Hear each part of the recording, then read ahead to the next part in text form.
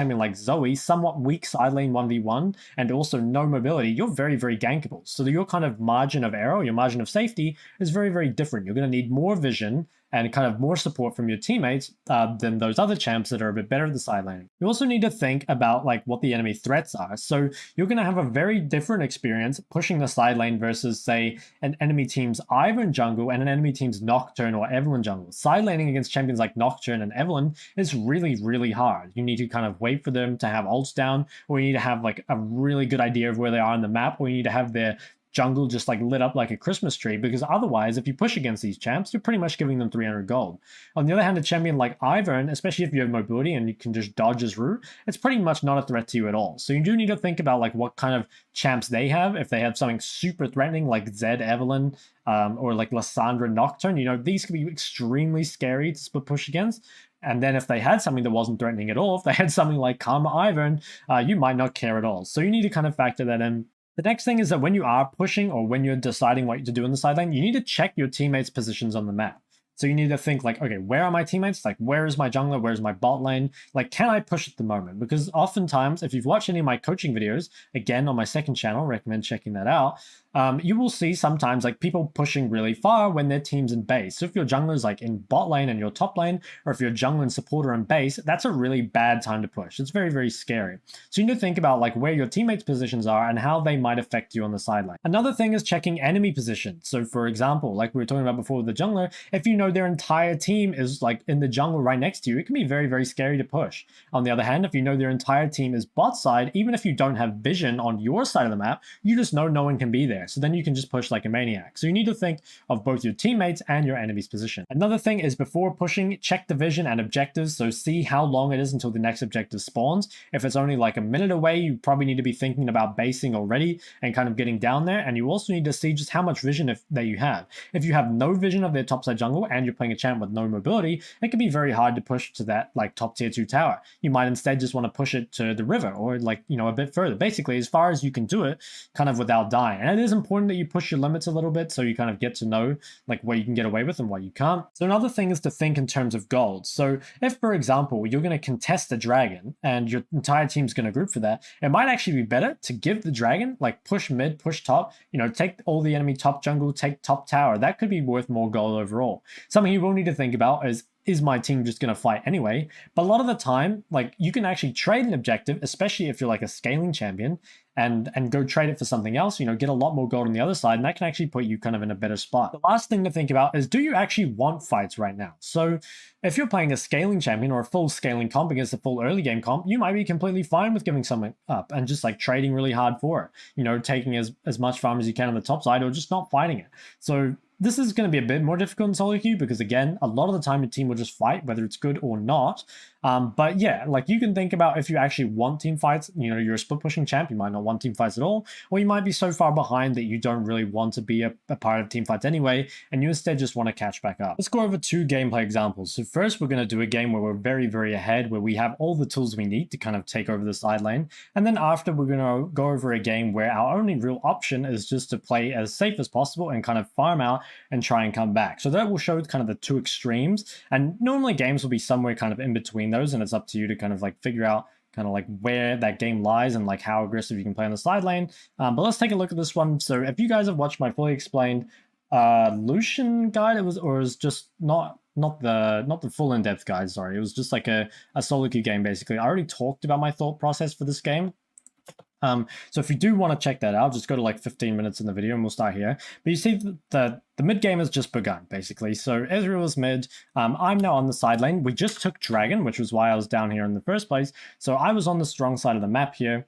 And I have a lot of gold, but I'm pretty safe to just push in. So I know that no one really has threat on me. I win the 1v1. I'm not too scared about their Volibear jungle. So all during this time, I'm okay to just push the wave basically as far as I want. I still have my Evelynn on the bot side of the map, like she hasn't based yet. So I feel very safe at the moment. Also, we just saw him... just saw the Zillion bot. I was thinking about pushing more here, but now I have a lot of gold, Evelyn's going back top, and now Volibear's bot. So it was basically like there's a lot of reasons that meant it was kind of like scary for me to stay around here, so I decided to base instead. Now coming back on the map, the next objective is actually going to be this Herald. Dragon's not up for a while, Herald is, and also top tower, top tier 1 could be an objective as well, so I decided to path onto the top side. To accelerate myself a little bit further, I was going to take these Krugs, but then I couldn't because the wave was crashing. So I do kind of want to come get the Krugs later, but I can't quite get them. You can see here, like at this point, I push this wave, right? And then I feel a little bit scared. You can see my Evelyn is bot, and my LeBlanc is showing mid, and I don't see where their jungle is at all. So actually, if you just freeze this frame right now, my support is hovering bot, I have very little vision top, and my jungler is ganking bot. So at this point, I have to be quite safe. And the thing I can do, like, to kind of accelerate myself the most here is actually to take just this jungle camp and then come back to top. Now that we come back here, we saw the Volibear showed bot, and we can go back to playing really aggressively on this wave. And now with Evelyn back top, we can be super aggressive again. So there's pretty much nothing to be careful of. And I just keep pushing these waves all the way in. Again, the reason I'm skipping through this is because I have already talked about this like in the game that I played this. So check out, I think it's just like 10-0-9, 10, yeah, it was like 10 kills, 0 deaths, 9 assists, Lucian, fully explained. So I'd highly recommend checking that out if you want like literally a step-by-step, but I think I'm kind of doing it at a high enough level here that you can kind of, I don't know, just get the gist.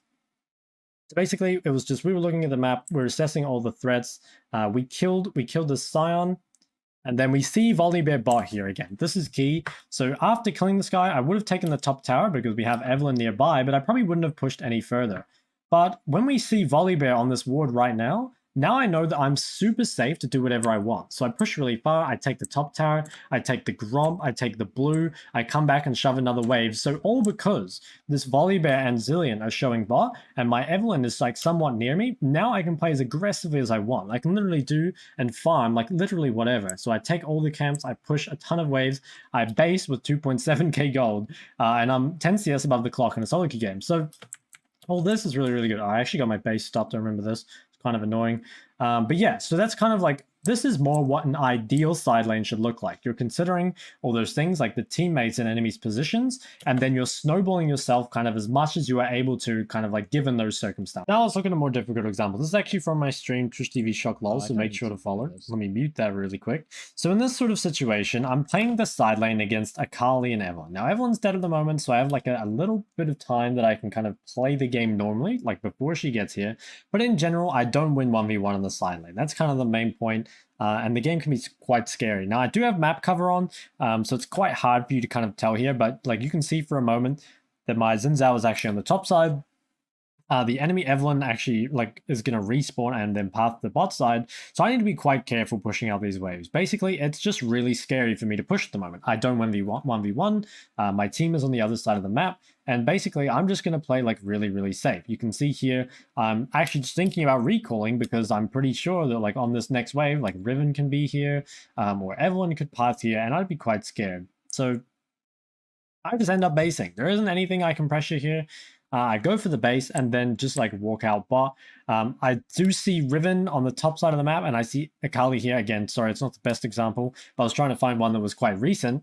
So in this situation, like now that circumstances have changed, I can actually take the opportunity to quickly push a wave. Also, my support is walking down to me, so I know that I can like path kind of aggressively here. And even if I fight Akali, I'm going to have some backup. So even though I'm kind of in a situation where I don't really win the side lane and it's quite difficult, there are still kind of windows of opportunity to kind of play for things. So after we kill this guy and we push the wave all the way in, I take a camp and another wave and then I base. Now, out of base here, it's again pretty hard for me to contest the side wave. You can see I'm down 40 CS to the clock. Akali Evelyn is still pretty scary for me. So the way I path here instead is rather than walking bot to this wave that's really far up and quite scary, I actually go top to try and counter something with Gwen. So like I was saying before, ideally you don't like share golden XP. So if you look at the map, it's kind of better if I'm bot, but I don't really have the option of going bot. If I go bot, I can't really pressure anyway. I'm not sure I can get golden XP. So I'm able to kind of make something that people kind of call like, I don't know, there's a few ways people call it, just like non-efficient plays or like cheap plays, basically plays that are not optimal, like in terms of gold and XP and stuff like that, but sort of become optimal because there isn't anything better to do. Now, skipping a bit further to this, I go back bot because I have Rel with me. And this is what I mean. Like, this is not going to happen every game. And like, this is Challenger Elo, right? So it's like most often going to happen in my Elo. And it still doesn't